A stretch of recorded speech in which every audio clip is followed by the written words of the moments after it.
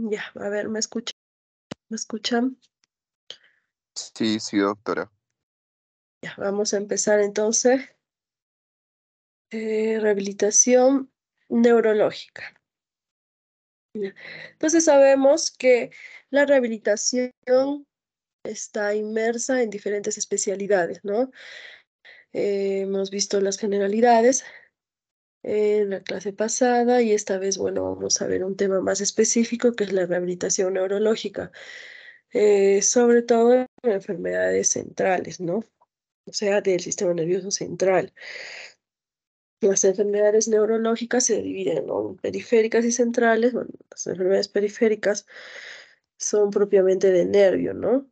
En esta ocasión vamos a hablar sobre todo del ictus, la enfermedad cerebrovascular, por su relevancia, su frecuencia, ¿no? Entonces sabemos muy bien, este tema imagino que lo han repasado en neurología. Sabemos que hay en general dos tipos, ¿no? El, el hemorrágico y el isquémico. No sabemos que el isquémico, pues, tiene mejor pronóstico en cuanto a sobrevida, ¿no? Porque el hemorrágico puede ser muy catastrófico, ¿no? Em, en general, eh, hay mucha prevalencia de esta enfermedad, del ictus, de la enfermedad cerebrovascular. Se ha visto que hay una cantidad bastante alta de pacientes que presentan esta enfermedad.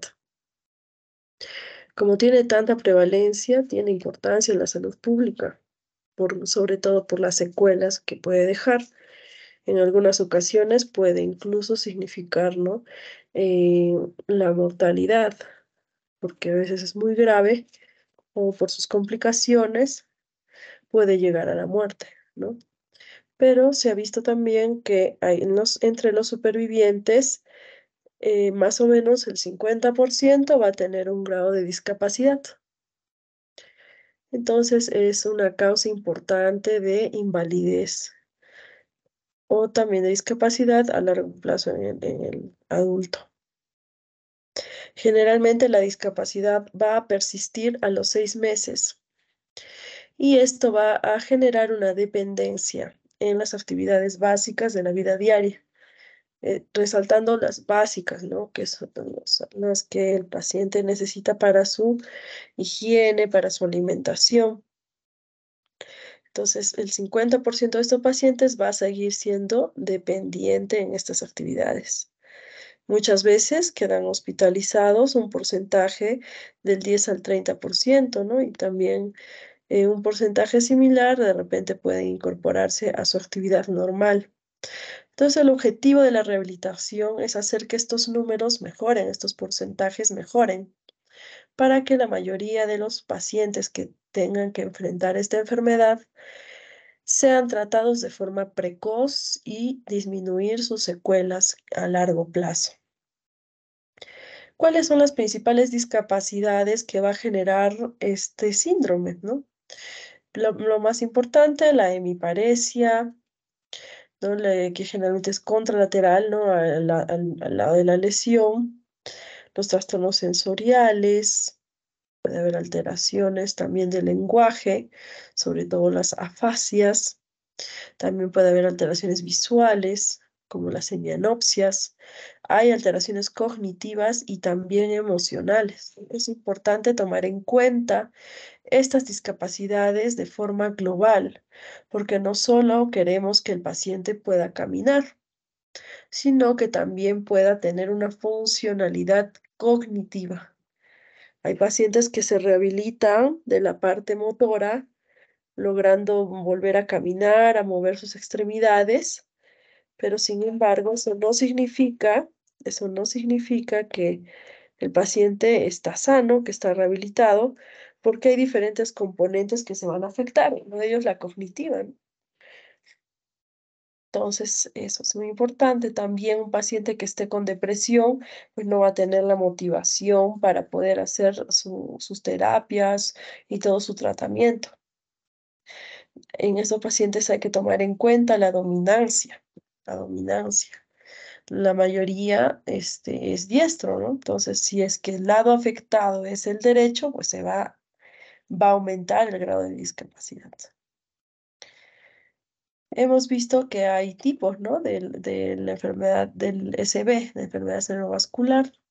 Sobre todo predomina el tipo isquémico, un 80%, del cual el 80 viene a ser un infarto cerebral y en un 20% un TIA, ¿no? Una isquemia cerebral transitoria, un 20%. ¿Y cuál es la causa, ¿no? de los infartos cerebrales? Pues la aterosclerosis de grandes vasos, también puede ser enfermedad de pequeño vaso, un cardioembolismo, ¿no? Puede ser otras causas también menos comunes, autoinmunitarias, y también hay un grupo que es indeterminado que no se sabe el motivo. Hay pacientes con enfermedad cerebrovascular que son jóvenes, ¿no? Y no se le encuentra un motivo aparente de la enfermedad. Un menor porcentaje es hemorrágico, una hemorragia intracerebral, ¿no? O subaracnoidea y otro más pequeño, las trombosis venosas cerebrales, ¿no? También puede haber en menos porcentaje. Entonces aquí vamos a repasar enfocándonos sobre todo al tratamiento rehabilitador. Entonces es importante que ustedes conozcan las escalas de valoración de discapacidad más importantes para poder cuantificar el daño, ¿no? Eso es lo más importante. Por favor, es importante que lo sepan. Estas las que les pongo son las más importantes, ¿ya? Por ejemplo, para evaluar las discapacidades en las actividades de la vida diaria, como hemos visto, ¿no? Esta enfermedad cerebrovascular va a ocasionar una discapacidad de nuestro paciente. Entonces, nosotros como rehabilitadores tenemos que cuantificar esa discapacidad. El índice más usado, el índice de Bartel, que se usa en todas las historias clínicas de los hospitales. Si ustedes van y buscan una historia clínica de hospitalización, van a ver que hay un índice de Bartel, siempre. Entonces es importante que lo conozcan. La más usada para la valoración de actividades básicas de la vida diaria, es súper rápida de aplicar, tiene una buena validez, pero poca sensibilidad. La puntuación máxima de 100, que es de una independencia completa, ¿no?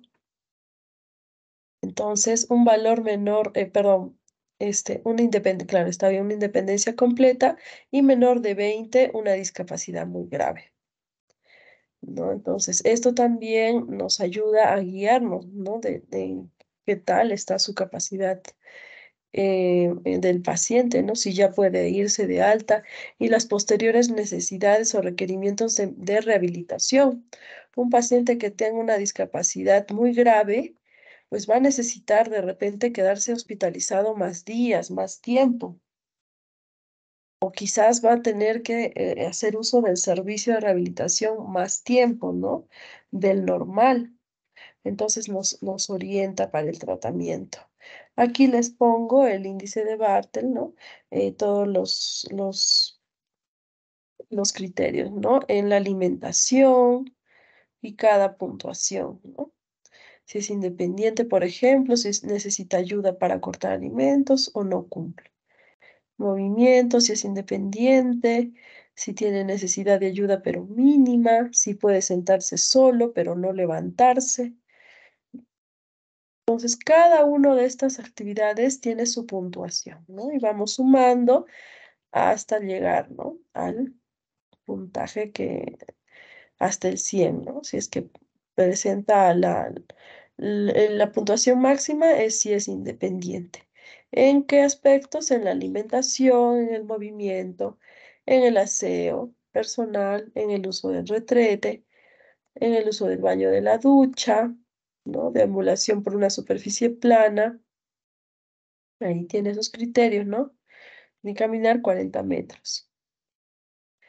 Da deambulación por perdón, subir o bajar escaleras, vestirse o desvestirse, continencia intestinal, ¿no? Continencia vesical, deambulación en silla de ruedas también, ¿no?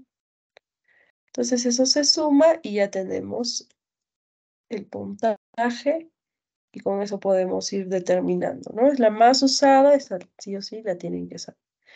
Hay otro que es también que se usa la medida de la independencia funcional, que va a valorar también, ¿no? Otra escalita que evalúa la independencia en las ABD. Tiene buena fiabilidad, pero su realización es mayor, ¿no? Que el de Bartel. Por eso no se usa mucho. Aquí tiene una puntuación diferente, ¿no?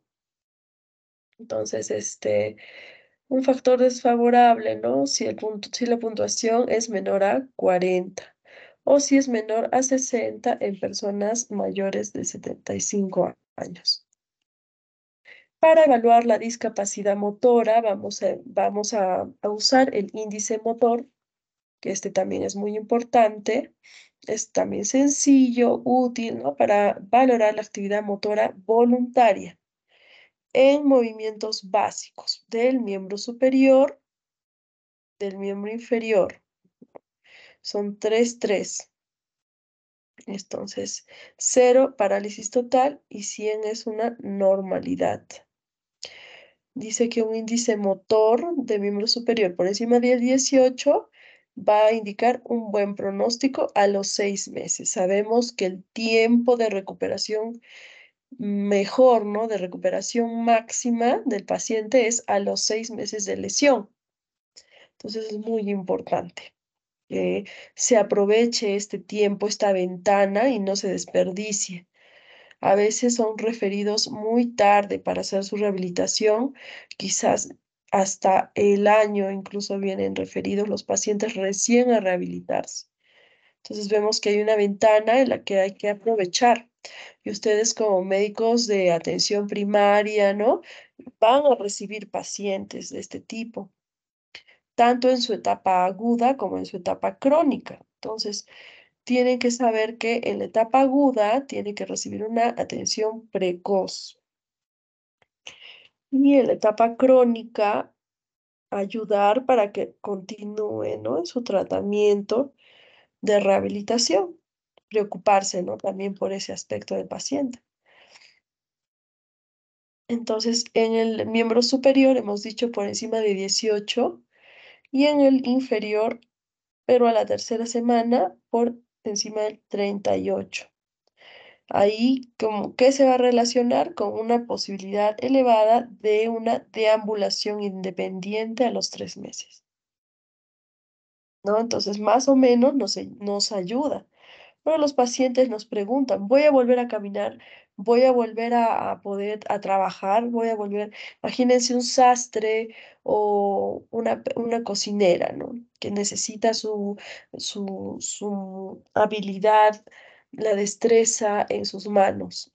Imagínense cómo más o menos vamos a saber usando las escalas de discapacidad, ¿no? Y el índice motor es muy importante. Entonces aquí está la escalita, ¿no? Se evalúa la aprehensión para ver si el paciente puede coger un objeto, ¿no? Para la flexión del codo, ¿no? Ahí están sus indicaciones, ¿no? De cada uno. La flexión del codo, por ejemplo, dice que el codo debe estar flexionado a 90 grados y debe flexionar el paciente hasta que toque la mano el hombro.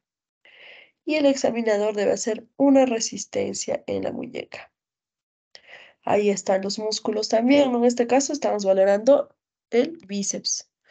Y así con cada uno, ¿no? Abducción del hombro. Ahí estamos evaluando deltoides, ¿no? Dorsiflexión del tobillo, tibial anterior, extensión de rodilla, que nos va a valorar el cuádriceps, la flexión de la cadera, ¿no? Que ya intervienen más músculos, ¿no? Iliosoas, etcétera, ¿no? Entonces, es importante saberlo. Y bueno, aquí está su valoración, ¿no? Entonces, para el ítem 1, cómo se va a valorar. Y del 2 al 6 también, ¿no? Cómo se va a valorar. Cada uno tiene su puntaje. Y también hay una fórmula, tanto para extremidad superior como extremidad inferior. Una vez que se obtienen los dos valores, se obtiene el índice motor total. ¿No? 0, parálisis total, 100, que está normal, ¿no? Este también es un índice bastante importante. Hay otro que es la escala de Meyer, que también tiene una buena validez, ¿no? Para la función motora y sensibilidad. Esta agrega la sensibilidad y el equilibrio, pero es un poco más compleja, ¿no? Es cuando uno quiere hacer una evaluación más exhaustiva. También para tomar en cuenta la discapacidad cognitiva, la más usada, que debe ser conocida sí o sí por ustedes, es el Mini-Mental State Examination, ¿no? Mini-Mental. Entonces, este es un test breve de screening, o sea, es algo rápido, este, que nos va a detectar, ¿no? El deterioro cognitivo, su puntuación máxima de 30 y el valor umbral para decir que es deterioro cognitivo es 23. Lo malo de este test es que como es hablado, no se puede usar en pacientes con afasia, ¿no? Que constantemente a veces se presenta en los pacientes con SB. Para detección de disfunciones cognitivas leves, aquí importante, esto es para leves. Se puede usar el MoCA, ¿no? El famoso MoCA, el Montreal Cognitive Assessment, o evaluación cognitiva de Montreal, en su traducción, ¿no? Entonces, esa es la escalita, el Mini-Mental. Entonces, las preguntas, las puntuaciones, ¿no? Para orientación temporal, espacial, para ver si fija, ¿no? Ahí se le dice, es súper rápido. También para la atención y el cálculo, la memoria, la nominación, ¿no? Para ver si puede nominar, ¿no? Se le muestra un objeto y el paciente debe decir qué es, ¿no? Y eso es la nominación. La repetición, la comprensión, ¿no? Y la lectura. Entonces se va evaluando, se va calificando. La escritura y el dibujo también. ¿Listo? Entonces el puntaje máximo 30, ¿no? Luego también tenemos discapacidad de la comunicación, pacientes con SB. Entonces, para realizar esta valoración hay un test, ¿no? Es el test, el examen de afasia de Boston. Este test es más largo, podemos tomarlo hasta en 4 horas, es bastante largo, pero nos da una información muy detallada de todos los aspectos de las áreas, ¿no? Del lenguaje, de cada área. Comprensión, lectura, escritura, repetición. Es muy completo, ¿no? Pero hay que tener un tiempo para aplicarlo, ¿no? Pero el nombre sí lo deben conocer, ¿no? Que es el test de afasia de Boston para discapacidad de la comunicación. También vamos a ver que tenemos discapacidad para la marcha, que es otra cosa también muy importante que presentan, ¿no? Otro aspecto importante que presentan los pacientes con SB, ¿no? Entonces, ¿cómo vamos a valorar esta marcha, ¿no? Ahí el FACT, es el más famoso, ¿no? Y nos va a permitir una valoración rápida, ¿no? Y fiable de la deambulación. ¿En qué se va a basar? En la velocidad de estos pacientes, en la velocidad. Entonces hay sus niveles, ¿no? El FATS es las siglas, ¿no? Pero es las categorías de marcha funcional de hospital de Sagunto, ¿no? Entonces, ese es el nombre completo, ¿no? Entonces, si tiene velocidad cero, obviamente hay una incapacidad para la marcha. De 0,6 a 1,39 metros por segundo, es una marcha normal y puede hacerla, ¿no? También es importante verla si hay que complicarla, ¿no? Ponerla de puntas, de talones y en tándem, ¿no?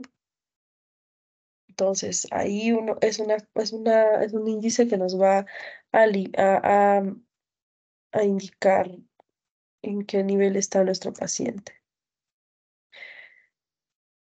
Entonces, esas que hemos hablado son escalas. ¿Por qué son importantes de decirlas? porque está demostrado en los servicios de diferentes hospitales, ¿no? De neurología, de rehabilitación, institutos o servicios especializados en el manejo de enfermedad cerebrovascular, que no hay mejor parámetro para valorar la mejora, el progreso que las escalas. Entonces, son importantes para poder aplicar un tratamiento adecuado basado en la capacidad funcional que nos arrojen estas escalas, ¿no? Por eso son importantes de conocer y para saber también la necesidad, ¿no? Si un paciente está con mucha alteración motora, pues habrá que incidir más en la parte motora, ¿no? Y ver si tiene un buen pronóstico motor. Si tiene un buen pronóstico motor, pues intensificaremos las terapias físicas, ¿no? Pero si no tiene un buen pronóstico motor, haremos un tratamiento más de mantenimiento, ¿no? Ya no le estaremos exigiendo al paciente, no, que va a caminar o que va a caminar, cuando ya sabemos el pronóstico, ¿no? Es muy importante por eso para dirigir el tratamiento. Igual si un paciente tiene algún componente de afasia, ¿no? O una discapacidad de la comunicación, pues habrá que mandarlo también a su terapia de lenguaje y así sucesivamente, ¿no? Para eso es muy importante que conozcan esto. Ahora vamos a hablar propiamente, ¿no? De la rehabilitación. Entonces, está demostrado, es evidencia de primer nivel, que es muy importante, es esencial el manejo de la enfermedad cerebrovascular con rehabilitación, que debe comenzar en la etapa aguda, no después de meses. Se debe empezar la rehabilitación de forma precoz. Puede continuar, ¿no? Después de la lesión, dependiendo cuál sea el pronóstico del paciente. Tampoco es la idea que haga terapia de por vida. No es así, sino nosotros necesitamos que el paciente haga una terapia, que aprenda la terapia y la aplique, ¿no? En su vida para ver si le sirve o no, ¿no? El tratamiento. Entonces se necesita también un tiempo para que el paciente ponga en práctica, ¿no? Lo que aprendió en la terapia en casa o en el centro donde se desenvuelve para que él mismo pueda captar algunas dificultades que pueda tener, ¿no? Entonces, hay diferentes etapas, ¿no? En la fase aguda, pues puede ser en la parte de neuro-UCI, hay UCIs especializadas en tratamientos de enfermedades neurológicas, o ya en el centro de rehabilitación, o en un hospital de día, o en la consulta ambulatoria, o de forma domiciliaria. Tiene diferentes etapas, ¿no? También vamos a ver que hay una rehabilitación de bastantes aspectos. Hemos evaluado todas las discapacidades, ¿no? Que puede dar. Entonces vemos ahí una rehabilitación motora, postural, propioceptiva, visual, de declusión, de lenguaje, cognitiva, de manejo, etcétera. Es amplio, ¿no? Es amplio el tratamiento. Entonces vamos a ir fase por fase explicando la importancia, ¿no? Entonces, en el tratamiento del ictus agudo, vamos a ver ahí que tenemos que hacer una evaluación precoz, ¿no? Dentro de las 24 horas del evento, ¿no? Que se debe iniciar el programa de 30 a 45 minutos, 5 veces a la semana en los primeros 6 meses. Como les dije, es bien importante que sea precoz el tratamiento. Y en los 6 primeros meses donde se ve mayor recuperación, puede ser más intensivo el tratamiento. ¿Cuál es el objetivo en esta primera etapa? El tratamiento postural, ¿no? Hay pacientes que no, por la falta de fuerza, la debilidad que tienen en los músculos, tanto proximales y distales, pierden el control de la postura. Entonces, es importante poder posicionarlos y poder poder corregir esas alteraciones posturales para evitar alargamientos musculares, por ejemplo, o tendinosos, un hombro hemipléjico, ¿no? Úlceras y alteraciones musculares. Un paciente, por ejemplo, que tiene una, una hemiplegia, ¿no? Entonces, de su lado afectado, pues se va a lastimar las articulaciones, ¿no? Porque los músculos contienen, estabilizan las articulaciones. Un síndrome, ¿no? Conocido es el síndrome del hombro doloroso en pacientes hemipléjicos, porque toda la extremidad superior se sostiene en el hombro. Entonces, como no hay una fuerza adecuada, es toda la extremidad por inercia cae. Entonces hay una subluxación provocando dolor. Entonces, esas cosas hay que corregirlas. También hay que evitar úlceras. Si un paciente no se puede mover por sí solo, está en riesgo de tener úlceras de presión y alteraciones también musculares, ¿no? Acortamientos, ese tipo de lesiones que pueden aparecer en pacientes que no se pueden movilizar. Entonces, bien importante el posicionamiento adecuado del paciente en una posición fisiológica, ¿no? Anatómica, evitar posturas viciosas, flexiones inapropiadas, ¿no? Que puedan lastimar las estructuras. Posturas correctas para mantener el soporte de las zonas, ¿no? Es importante también posicionar bien. Debe haber un buen alineamiento, ¿no? La postura anatómica otra vez se tiene que conservar, porque hay pacientes que no lo pueden hacer por sí solos. Este tratamiento agudo va a abarcar las 2 primeras semanas del inicio del cuadro. Entonces, todos estos pacientes deben ser valorados y tratados, ¿no? Esa es evidencia A. Entonces, mientras está ingresado el paciente, el tratamiento se va a dirigir a la lucha de las complicaciones, sobre todo las respiratorias y de la inmovilidad. La primera de ellas, por ejemplo, es la disfagia. Pacientes de que no pueden controlar bien el movimiento de sus músculos deglutorios, ¿no? Entonces, ¿qué va a pasar? El paciente se puede desnutrir. Si yo le digo, el paciente no controla bien, tiene una disfagia, pues, le tengo que poner una sonda, ¿no? Para evitar para evitar la desnutrición, una nutrición apropiada se puede garantizar colocándole una sonda, pero eso es una previa evaluación, ¿no? Para saber si está funcionando adecuadamente todo el aparato deglutorio. Hay pacientes que no controlan bien esto y se pueden aspirar, ¿no? Y eso nos puede provocar mayores problemas con infecciones respiratorias. Entonces, para evitar eso es muy importante la evaluación de la deglución. También hay rehabilitación respiratoria, pacientes que no movilizan bien el tórax o que se hayan aspirado, tienden a infectarse con neumonías y esto provocar una complicación mayor del cuadro. Entonces, para evitar eso es importante desde el inicio poder proporcionar, ¿no? Una rehabilitación respiratoria. Previa evaluación, viendo, ¿no? Cómo es la función respiratoria residual, qué músculos están afectados e indicando, ¿no? Esto se puede hacer en una unidad de cuidados intensivos, la terapia respiratoria.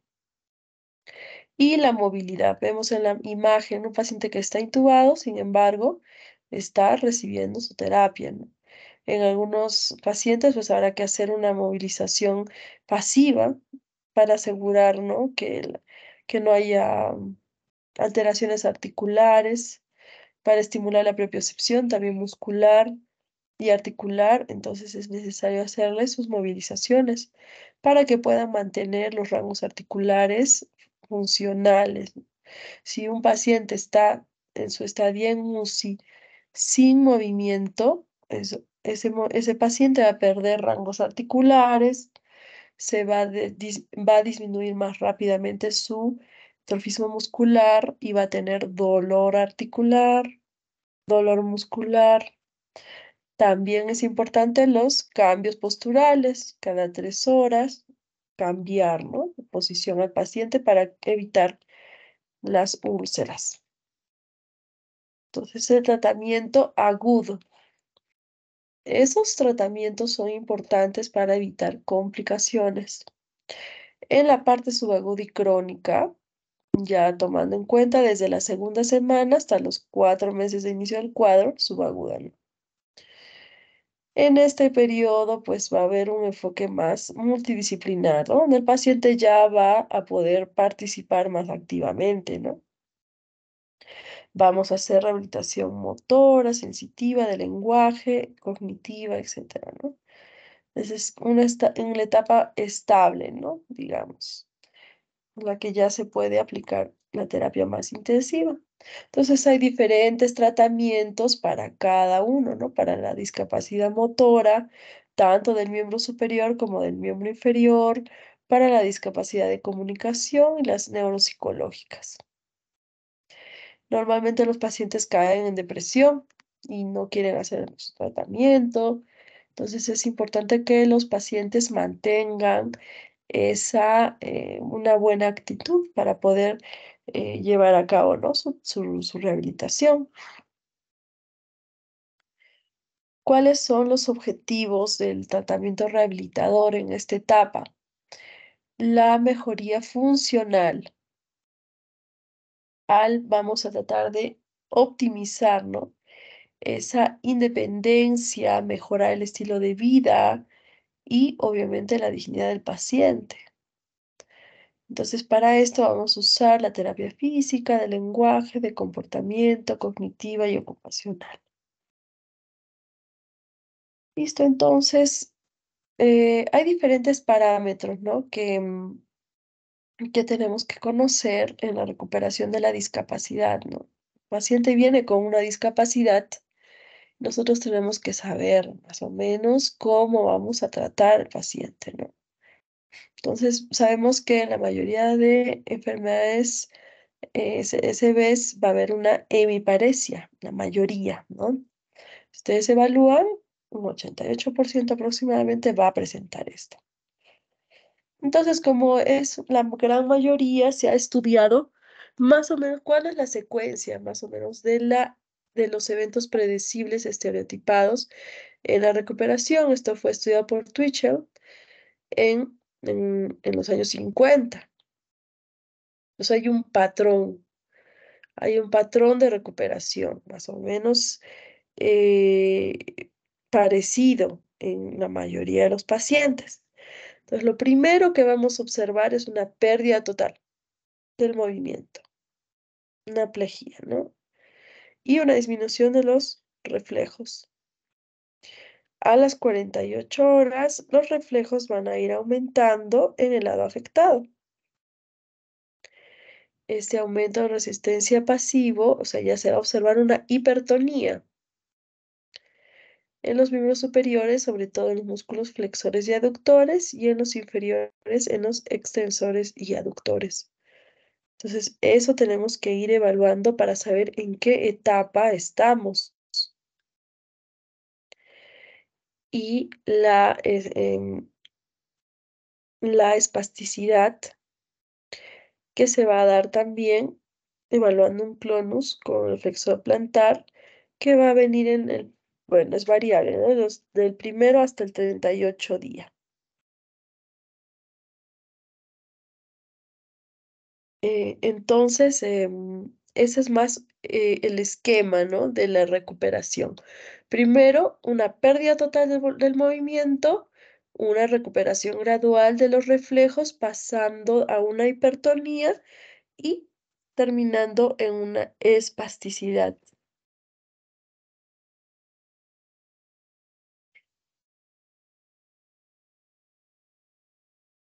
Y, muy bien. Luego viene la etapa de recuperación, ¿no? Que es de los 6 a los 33 días post-hemiplegia y va a venir los primeros movimientos intencionales, sobre todo la flexión de hombro. Posteriormente, seguimos con una sinergia flexora seguida de una extensora, primero proximal y luego distal. Primero se va controlando proximalmente y luego distalmente. En el homúnculo motor vemos que la proporción en la extremidad, por ejemplo, superior, la mano tiene un gran espacio, ¿no? Entonces, como tiene un gran espacio representado en el homúnculo, se va a ver más afectada y la recuperación va a ser más lenta porque tiene más espacio, ¿no? En el cerebro. Entonces, es un movimiento más complejo, un movimiento más fino, entonces requiere más tiempo de recuperación. Em, entonces se va a dar unas sinergias, ¿no? Sinergia quiere decir que colabora un movimiento con el otro. Entonces ahí se van a dar las sinergias.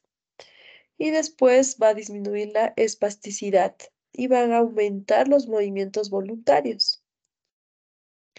Los reflejos van a quedar incrementados aún.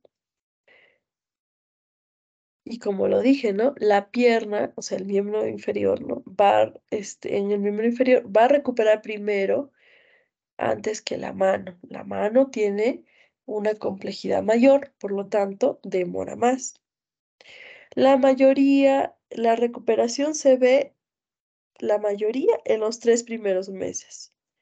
Y puede seguir recuperándose hasta los 6 meses, pero luego de eso va a ser mínima o muy lenta la recuperación posterior de los 6 meses.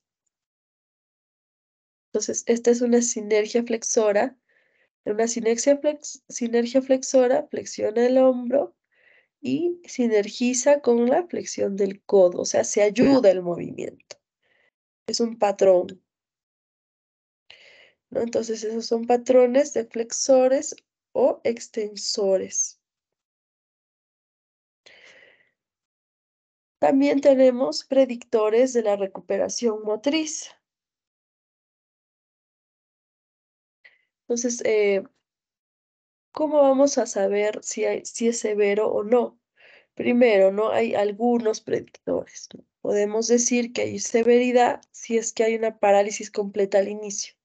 Si no hay ningún tipo de movimiento y la valoración es cero, pues eso nos indica un mal predictor. En la mano, bueno, en general la mano tarda más en recuperarse y se logra muy poca recuperación funcional de la mano, ¿no? La mano tiene, como lo repito, circuitos más complejos que no terminan a veces de recuperarse. Entonces, mientras más esté severa la debilidad, peor va a ser el pronóstico. Si hay una recuperación grande, ¿no? En el primer mes, hay una buena posibilidad, ¿no? De la recuperación funcional buena, ¿no? Incluso hasta completa. Pero se han dado cuenta que es precoz, ¿no? En el primer mes. Si es que a las 4 semanas y al mes no hay una fuerza de empuñamiento, o sea, no realice el puño, es un mal pronóstico. Entonces, todas estas cosas nos van a permitir evaluar, ¿no? El pronóstico de funcional. También un mal pronóstico si es que hay espasticidad proximal severa o si tiene un periodo de flacidez prolongada. Hemos visto los periodos, ¿no? Primero flácido, luego un poco hipertónico, luego espástico. Entonces, esas etapas deben ir en un tiempo.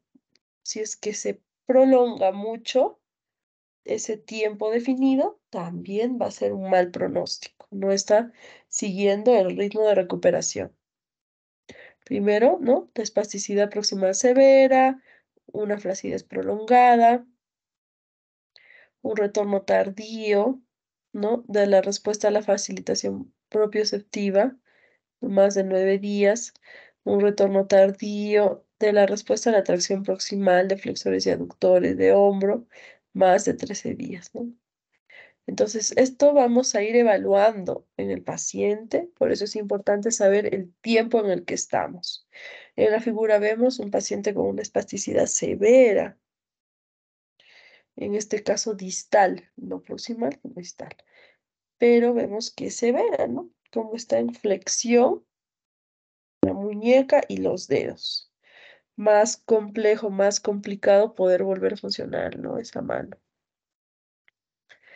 Y acá son los estadios, ¿no? Según Brunstrom, también cómo es el control motor y la espasticidad en el tiempo.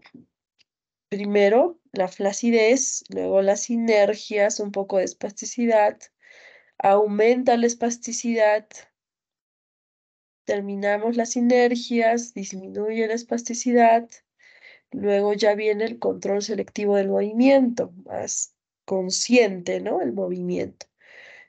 Ya no son reflejos, por así decirlo, ¿no? Sino es más controlado el movimiento. Y luego viene al último un movimiento coordinado, aislado, ¿no? Solo, ya no en sinergia, como veíamos, ¿no?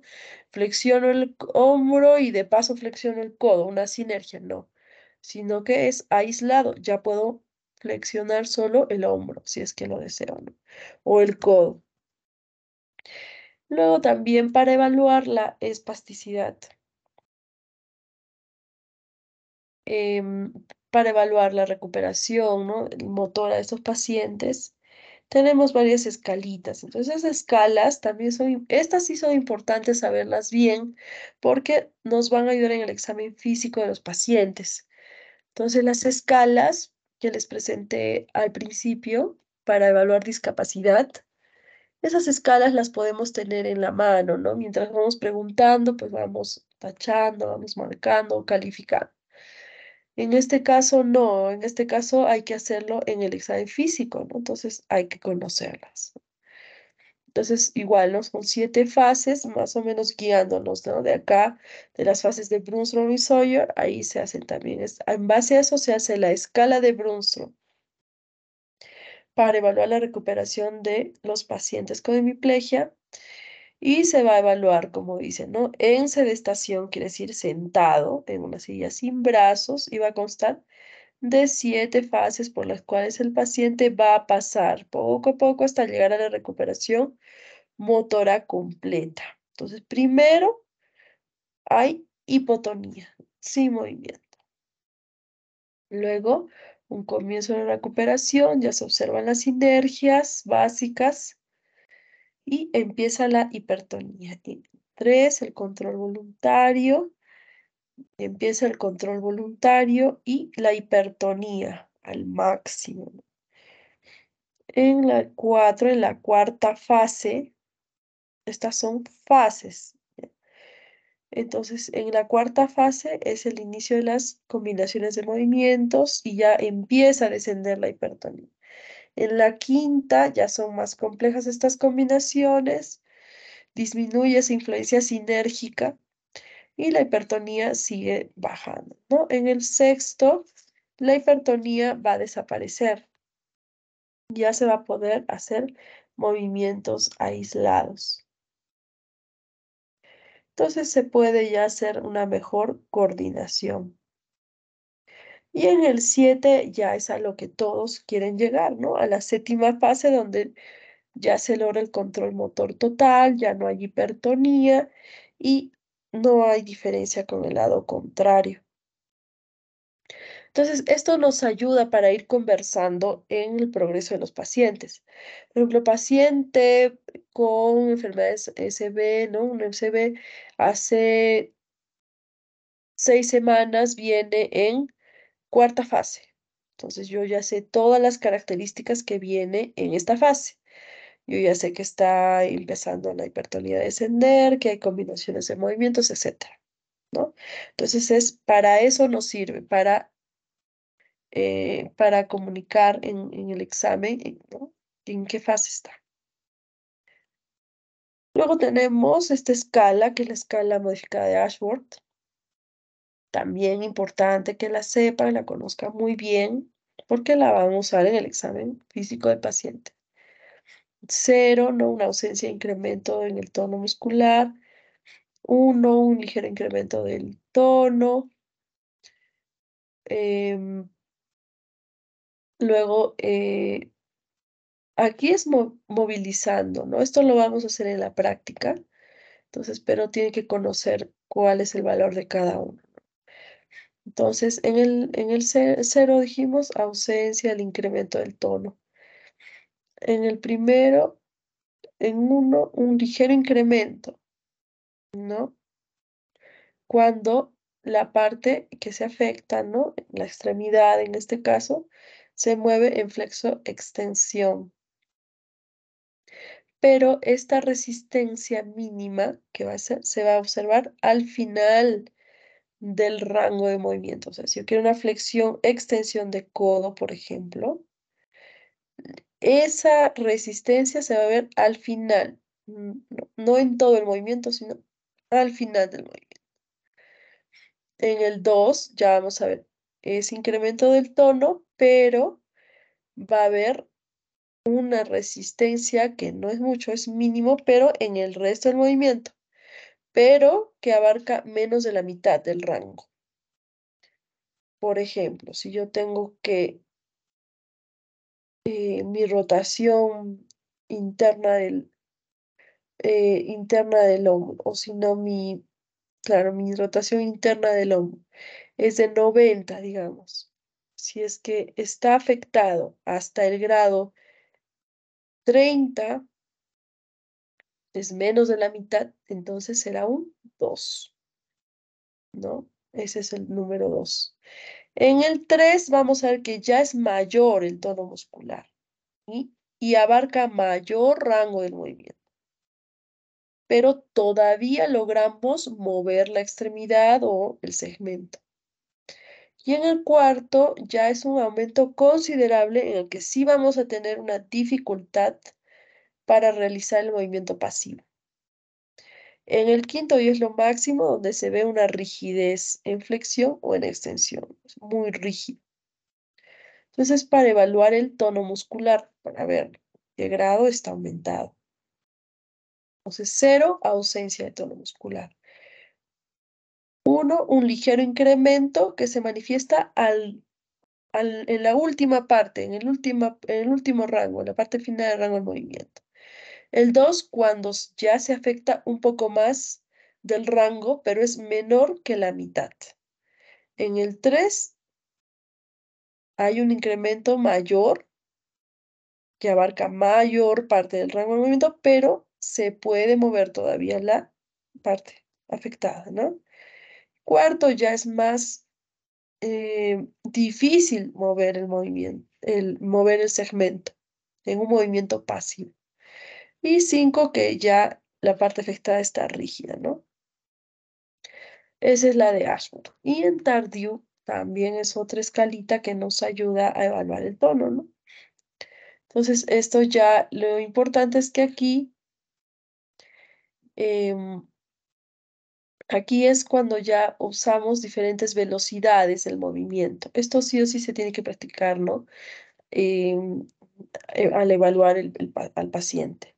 Entonces, un cero cuando no hay resistencia al movimiento, uno cuando hay una resistencia escasa, dos cuando hay una clara dificultad, ¿no? Para estirar el segmento. En el 3 ya hay una clonía que aparece en un ángulo específico. Y en el cuarto hay una clonía que dura más de 10 segundos, ¿no? Por el tiempo. Entonces, esto es difícil de explicarlo, ¿no? De forma verbal, pero lo tienen que practicar con el paciente, ¿no? Directamente para que aprendan estas escalitas de espasticidad. Bien, entonces esas tres escalas sí hay que conocerlas bien. También para que conozcan, ¿no? Cuáles son los métodos de rehabilitación neurológica que hay. Hay bueno, el tradicional, ¿no? Luego también, aparte del tradicional, se van agregando otros métodos, ¿no? De em, algunos especialistas, ¿no? Que han ido estudiando cuál es el comportamiento de movimiento en estos pacientes y han hecho sus métodos, ¿no? Tenemos el FNP, la facilitación neuromuscular propioceptiva, ¿no? Desde 68 está el método BOVAT, ¿no? Una técnica de neurodesarrollo que dice, ¿no? Que, por ejemplo, ahí dice que paciente que no puede caminar, no puede moverse, primero tendrá que aprender a mover sus extremidades, luego tendrá que gatear, luego tendrá que sentarse, perdón, primero tendrá que sentarse, luego tendrá que gatear y luego tendrá que ponerse de pie y luego dar los pasos, ¿no? Para iniciar la marcha. Es basado en el neurodesarrollo, por eso es BOBA. Luego hay el método Brunstrom, ¿no? Que es una terapia de movimiento, el abordaje Root, que es de sensorio motor, el de Cary Shepard, que es de reaprendizaje de reeducación motora. Ahí más bien dice, no, no es de neurodesarrollo, sino hay que volver a enseñar, hay que reeducar el patrón motor, ¿no? Y ahí reeducan sin tener en cuenta el neurodesarrollo. Y el abordaje de comportamiento de Nolly-Bender, ¿no? Son diferentes técnicas solamente para que las conozcan, ¿no? ¿Qué complicaciones vamos a ver en el manejo, por ejemplo, de las extremidades? Acá se va a afectar en diferente grado, ¿no? Las extremidades. Hemos dicho que el miembro superior va a demorar más en recuperarse, entonces va a tener más complicaciones también, miembro superior. Entonces, por eso dice manejo de miembro superior, ¿no? Primero, una complicación frecuente, dolor de hombro, bastante, ¿no? Importante en el porcentaje que vemos ahí, es muy frecuente. Como les dije, toda la gravedad viene y espala la extremidad superior hacia abajo, porque hay una debilidad de los músculos, ¿no? Entonces se ve, por ejemplo, un hombro subluxado. Esto cuando se ve en fases espásticas. También hay síndrome de hombro-mano, que hay dolor, un síndrome de dolor regional complejo, que algunos de repente ya lo han visto en la práctica, ¿no?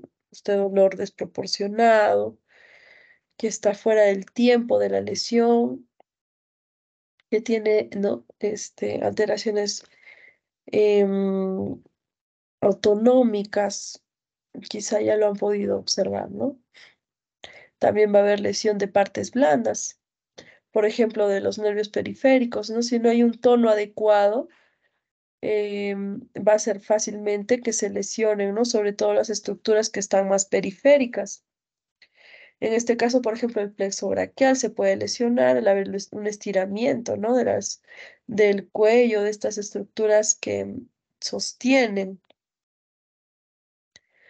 También va a haber, como lo dije, una subluxación de hombro, cae el hombro doloroso, provoca una tendinitis bicipital por el mismo motivo, ¿no? Sabemos las inserciones del bíceps, ¿dónde están? Entonces hay una elongación.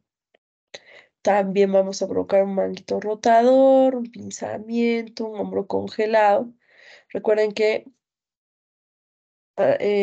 si una articulación no se moviliza adecuadamente, pues se va a congelar, va a haber una rigidez articular. También hay una osificación heterotópica y un edema dependiente. Bueno, también se pueden observar. El movimiento es lo mejor que puede haber para que no se desarrollen estas complicaciones. Y otras complicaciones que tenemos, la subluxación, no hemos dicho, ¿no? Del hombro, una flacidez muscular, va a haber una separación acromihumeral. Esto cómo se evalúa con una radiografía y bueno, se puede aplicar diferentes tratamientos, ¿no? Y generalmente lo que usamos es una ortesis, ¿no? Que nos ayuda a subir el hombro a su lugar, como una sujeción del hombro para que no caiga, ¿no? En peso muerto y así podemos aliviar. También hemos visto, ¿no? Síndrome de manguito rotador, Aquí podemos hacer infiltraciones, terapia física para mejorar el rango, ¿no? Para no perder el rango de movimiento. Hasta puede llegar a ser quirúrgico, ¿no? El dolor, el síndrome de dolor regional complejo, una distrofia simpático refleja, ¿no? Hay que observar los cambios de piel, los cambios de color en la piel, ¿no? Ver, se ve más rubicundo, ¿no? Más edema. Entonces, esto también hay que observarlo. Se puede usar como tratamiento corticosteroides orales, ¿no? También se puede hacer procedimientos como el bloqueo del ganglio estriado. El hombro congelado es otra complicación. Entonces vemos que hay una rotación externa menor de 15 grados, ¿no? Ahí podemos decir un hombro congelado. ¿Por qué? Porque no hay una buena movilidad, ¿no? Del hombro. Entonces, ¿esto cómo se puede contrarrestar? Con terapia, obviamente, para movilizar tempranamente el hombro. Se puede hacer algunas manipulaciones, se puede infiltrar intraarticularmente, ¿no? Pero es de difícil manejo generalmente. Un síndrome de pinzamiento también en el hombro, que va a haber un dolor con abducción, ¿no? A los 70-90 grados del hombro. Va a haber un dolor al final del rango de movimiento. Y bueno, aquí ¿qué podemos hacer? Pues una infiltración, ¿no? Podemos hacer terapia también, una movilización escapular, ¿no? Siempre el movimiento está presente en todo, ¿no? El de tratamiento, pues es importante la movilización articular. Y bueno, la tendinitis del bíceps, ¿no? También ocasionada por la flacidez o espasticidad. Y también se le puede hacer una infiltración, ¿no? Tanto para el diagnóstico como para el tratamiento. Entonces, esas son las complicaciones de miembro superior, que son las más frecuentes, ¿no? Y vamos a observar eso. Entonces, ¿qué es lo que queremos evitar? Las secuelas de la fase crónica. Si no hay un adecuado tratamiento, vamos a ver alteraciones en el lado no hemipléjico. O sea, se dan cuenta de la importancia de empezar un tratamiento precoz para evitar que el lado hemipléjico se comprometa. Entonces, ¿por qué se va a producir esta secuela? Porque ha permanecido sentado mucho tiempo, porque hay mucha dependencia, porque hay miedo a caerse, porque no hay motivación también. Pacientes que tendrían la potencialidad, ¿no? Pero no lo hacen porque están poco motivados. Es muy importante la participación activa del paciente. Entonces se debe emplear el lado sano, promover la recreación y el deporte, ¿no? Hay terapia en la que bloquean, ¿no? El lado sano, por ejemplo, para promover la movilidad del lado enfermo, ¿no? O dependiendo del compromiso, ¿no? Si el paciente es posible que mueva, que utilice su extremidad afectada, se hacen diferentes adaptaciones para que la use. Entonces, si un paciente puede comer con la mano afectada, se le indica que lo hagan para promover el movimiento. Pero si el compromiso es mayor, ¿no? Si tiene una espasticidad severa, una flacidez severa, entonces no podemos indicar esto, ¿no? Sino más bien promover la actividad del otro lado. Por ejemplo, hay pacientes que tienen su hemiplegia o su paresia que no les permite escribir, pero ellos eran diestros y se han lesionado justo ese lado, ¿no? Tiene el lado derecho comprometido, pues el paciente empieza a escribir con el otro lado, ¿no? Con la otra mano. Y así se va compensando. También es importante que tengamos en cuenta el entrenamiento a la familia. Cuando una persona sufre de esta enfermedad, em, Es un choque para la familia.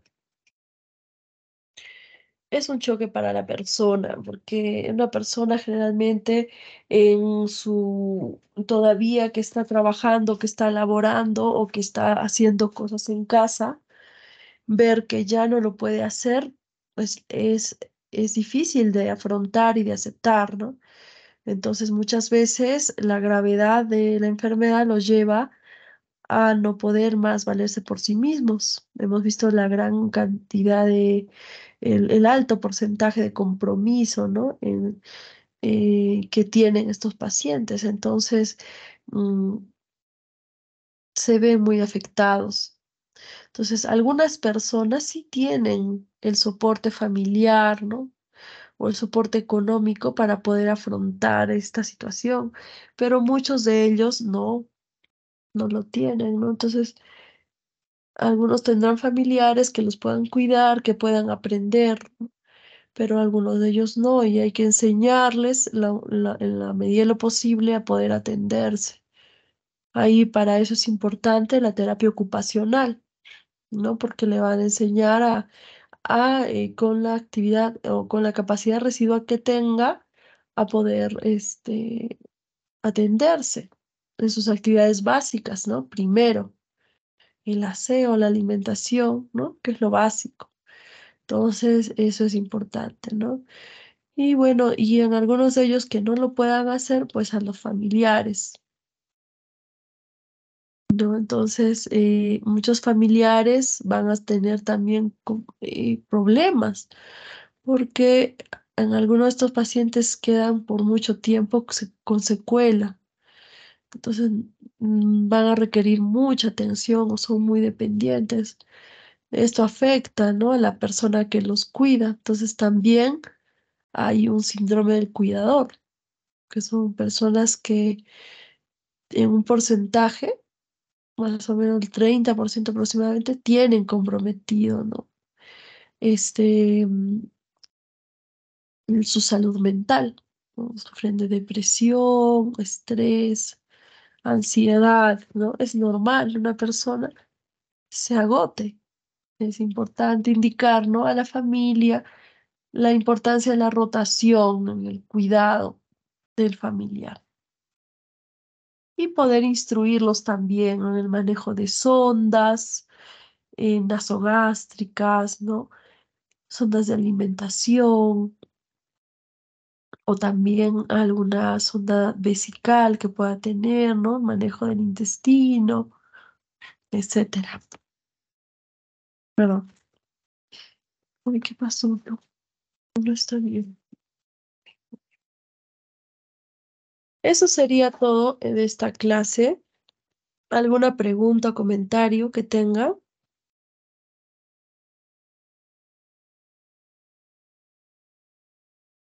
No, doctora, muchas gracias. Bien, entonces por favor repasen los puntos que se les ha indicado. Este, en la próxima clase vamos a revisar todo lo que es enfermedad de rehabilitación de amputados. ¿De acuerdo? Bueno, nos quedamos ahí por ahora entonces. Y nada más. Buenas noches, gracias por su atención. Gracias, doctora. Hasta luego. Hasta luego, doctora. Gracias, doctora. Hasta luego. Hasta luego. Chao.